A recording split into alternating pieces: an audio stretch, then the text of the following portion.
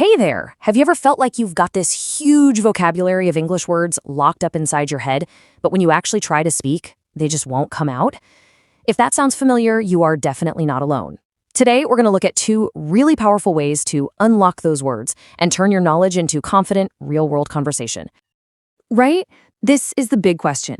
It is so frustrating when you can read a book or watch a movie and understand everything, but then trying to form your own sentences out loud feels like a totally different language. It's this gap, this space between knowing the words and using them that we are going to tackle today. So let's call it what it is, the speaking gap. This is that tricky space between what you learned in a textbook and how you actually talk to people in real life. It's all about moving from just understanding English to really using it to express who you are. And honestly, this is where all the exciting stuff happens. Okay, so how do we bridge that gap? Well, we're going to explore two very different strategies, but here's the cool part. They're both supercharged by one single technique. It's called the shadowing method. Think of this as your secret weapon for building fluency, no matter which path you end up choosing. So what exactly is shadowing? It sounds complicated, but it's actually super simple and incredibly powerful. All you do is listen to a native speaker and repeat what they say out loud as you hear it. It's kind of like you're their shadow. You're not just copying words, you're copying the music of the language, the rhythm, the intonation, the way the sentences flow. The process is pretty straightforward. First, you gotta listen.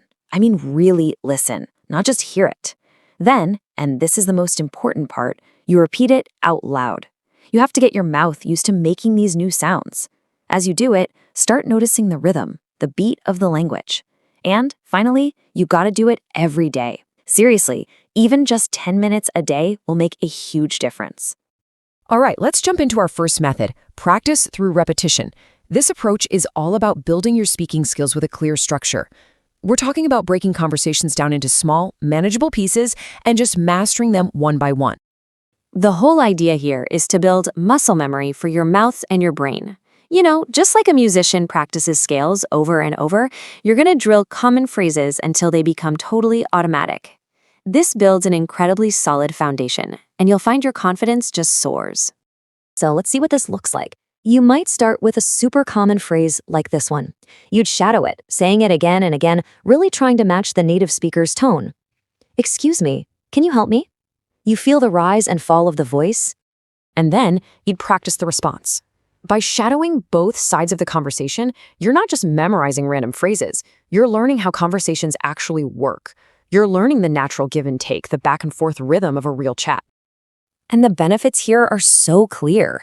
You build a ton of confidence because you have these go-to phrases ready at any moment. Your pronunciation gets sharper with every repetition. You develop that awesome muscle memory so you can respond without freezing up. It just gives you a really clear step-by-step way forward. Okay, so now for a completely different approach. Let's talk about learning through stories. Instead of structured drills, this method is all about using the power of real emotional stories to make the language come alive and really stick with you. This quote comes from Vanessa at Speak English with Vanessa, and wow, does it set the stage for what we're about to talk about. This isn't a textbook example. This is a real story about a real event that shows how language can be driven by something so much deeper than just memorizing grammar rules. Not long ago, a massive storm, Hurricane Helen, hit Asheville, North Carolina, causing just devastating damage. We're talking no power, no water, no cell service. People were in crisis. But in the middle of all that chaos, that's where the beautiful part of the story begins. Just try to imagine it. You're completely cut off from the world. No phone, no internet, no way to contact anyone or even know what's happening down the street. People like Elsa, who works with Vanessa, were right there, feeling completely alone and hearing these terrifying stories about their neighbors. So, in the midst of all this, Vanessa put out a call to her online community, her English students from all over the world. And get this, that community donated $20,000 to fund private helicopter rescues for people who were trapped by the storm. Absolutely incredible. This quote from Elsa, who was there, just captures it all. It's this idea that learning a language isn't just about passing a test. It's about connection. When you immerse yourself in a real story like this one, a story with so much emotion, the language stops being a subject.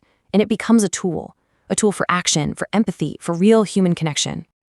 So, there you have it. Two really different ways to get fluent. On one hand, you have structured repetition. On the other, immersive stories. So which one is right for you? Well, here's the best part. You don't actually have to choose. Let's just break it down real quick. Structured practice is all about accuracy. It builds your foundation through repetition. It's fantastic for beginners. Storytelling, though, is all about context. It builds connection through emotion. It's perfect for pushing your skills to a more advanced level. And here's the real takeaway. These two methods aren't enemies. They're partners. They work best together. You use the structured practice to build your core confidence, to get those phrases down pat, and then you dive into real compelling stories to bring that English to life and connect it to something meaningful. And that really gets to the heart of everything, doesn't it? This quote reminds us why we're even doing this, whether it's through a simple practice conversation or a shared emotional story. The ultimate goal is always connection.